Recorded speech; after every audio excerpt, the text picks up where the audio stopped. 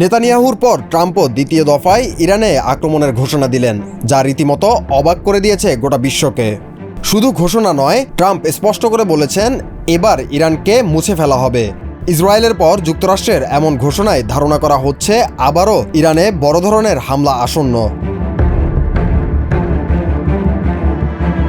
পারমাণবিক কর্মসূচি নিয়ে ইরানকে আবারও হামলার হুমকি দিয়েছেন যুক্তরাষ্ট্রের প্রেসিডেন্ট ডোনাল্ড ট্রাম্প।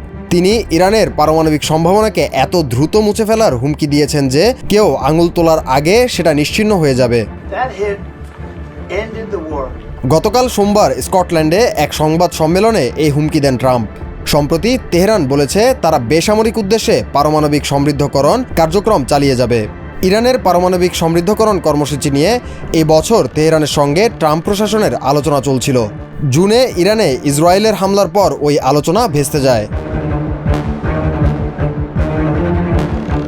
এই প্রসঙ্গে স্কটল্যান্ডে গতকাল সংবাদ সম্মেলনে ট্রাম্প বলেন, ইরান খুব খারাপ সংকেত দিচ্ছে, খুবই বাজে বার্তা পাঠাচ্ছে। ট্রাম্পের সঙ্গে সংবাদ সম্মেলনে যুক্তরাজ্যের প্রেসিডেন্ট কিয়ার স্টারমারও উপস্থিত ছিলেন। ট্রাম্প আরও বলেন, ইরানের এটা করা উচিত নয়। আমরা তাদের পারমাণবিক সম্ভাবনাকে নিশ্চিহ্ন করে দিয়েছি। তারা আবার এটা শুরু করতে পারে। যদি তারা করে, আপনি আঙুল তোলার আগেই আমরা সেটা নিশ্চিহ্ন করে দেব। আমরা এটা আনন্দের সঙ্গেই করব, খোলাখুলিভাবে ও নির্দ্বিধায়। গত সপ্তাহে যুক্তরাজ্য, ফ্রান্স ও জার্মানির সঙ্গে একটি আলোচনার আগে ইরানের পররাষ্ট্রমন্ত্রী আব্বাস আরাকচি জোর দিয়ে বলেছিলেন ইরানের ইউরেনিয়াম সমৃদ্ধকরণের অধিকার আছে। এই আলোচনাকে ইরানি কর্মকর্তারা গুরুত্বপূর্ণ, খোলামেলা ও বিস্তারিত বলে বর্ণনা করেছেন। গত জুনে ইরানে 3টি বড় পারমাণবিক স্থাপনায় ইসরায়েল ও যুক্তরাষ্ট্রের হামলার পর এটা ছিল পশ্চিমা বিশ্বের সঙ্গে তেহরানের প্রথম বড় কোনো কূটনৈতিক আলোচনা। তবে আলোচনা থেকে তেমন কোনো অগ্রগতি বা সাফল্যের ঘোষণা আসেনি।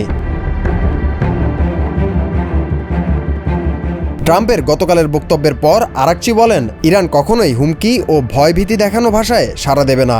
তিনি আবারও জোর দিয়ে বলেন, চিকিৎসা ও বেসামরিক কারণে ইরানের ইউরেনিয়াম সমৃদ্ধকরণ প্রয়োজন।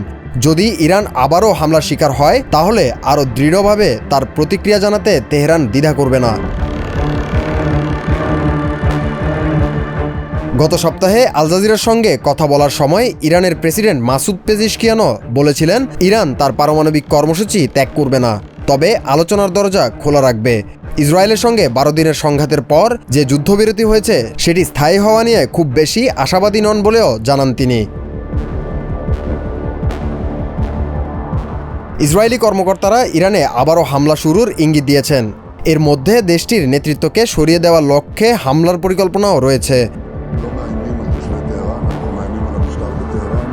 গত রোববার ইসরায়েলের প্রতিরক্ষা মন্ত্রী ইসরায়েল কাটজ বলেছেন, তিনি ইরানের সর্বোচ্চ নেতা আয়াতুল্লাহ আলী খামেনিকে একটি বার্তা পাঠাতে চান।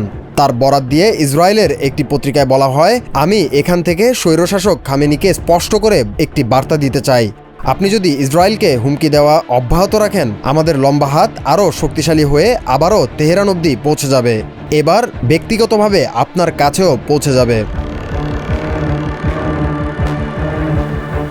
বিশ্লেষকদের মতে ইরানের উপর ইসরায়েলের আবার যে কোনো ধরনের হামলা শুরু করার জন্য কার্যত যুক্তরাষ্ট্রের অনুমোদন প্রয়োজন হবে।